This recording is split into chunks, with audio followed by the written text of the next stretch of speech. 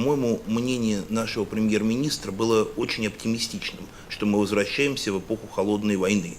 Боюсь, холодная война для нас это такой недостижимый идеал стабильности. Мы, я сильно подозреваю, вернулись в мир кануна Первой мировой войны, где-то примерно в 910-11 годы, а вовсе не в холодную войну, что гораздо хуже. Холодная война была игра по правилам. У нас были четкие, во-первых, правила игры. Во-вторых, у нас были правила, которые позволяли предотвращать военные конфликты.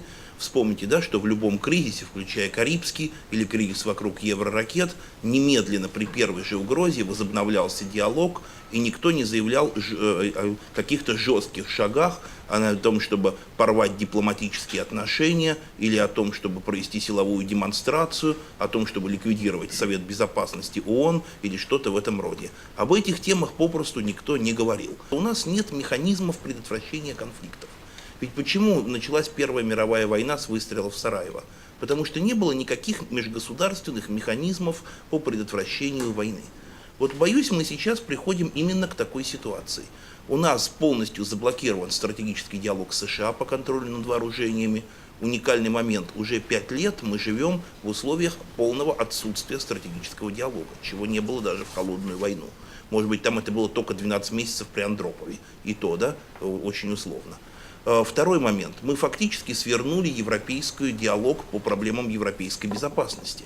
Ведь все наши проекты, и договор о европейской безопасности, и Евроатлантическая инициатива безопасности, они провалились 3-4 года назад.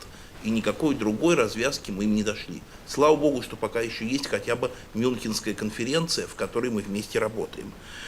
И третий момент, у нас нету, скажем так, никакого кодекса обязательств на случай конфликта с третьими странами.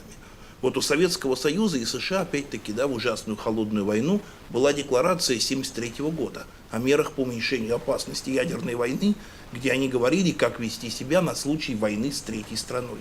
Вот, к сожалению, у нас уже нет даже такого пакета обязательств на случай конфликта, скажем, да, России с Грузией или Украиной, а США, допустим, с Сирией или с кем-то на Ближнем Востоке.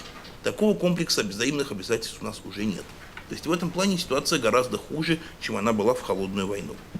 Вот и главная опасность, дело в том, что у нас движется дело к большому кризису не только в российско-американских, но и, боюсь, в российско-германских отношениях. Важно очень, да, не скрывать, а сказать, что произошло. Произошло следующее. У нас, конечно, в России было очень сильное разочарование в политической линии Германии и правительства Меркель. Вот когда говорят, да, что американцы, во-первых, да, давили на Германию, но опять-таки мы прекрасно вспоминаем поведение канцлера Шрёдера во время иракского кризиса, и, в общем-то, ничего американцы ему не сделали, когда Шрёдер и Ширак вместе выступили против американского вторжения в Ирак. Вот у всех, естественно, невольный вопрос, а что помешало Германии занять теперь такую же позицию? Не сказать, что прошло уж очень много времени по отношению к 2003 году.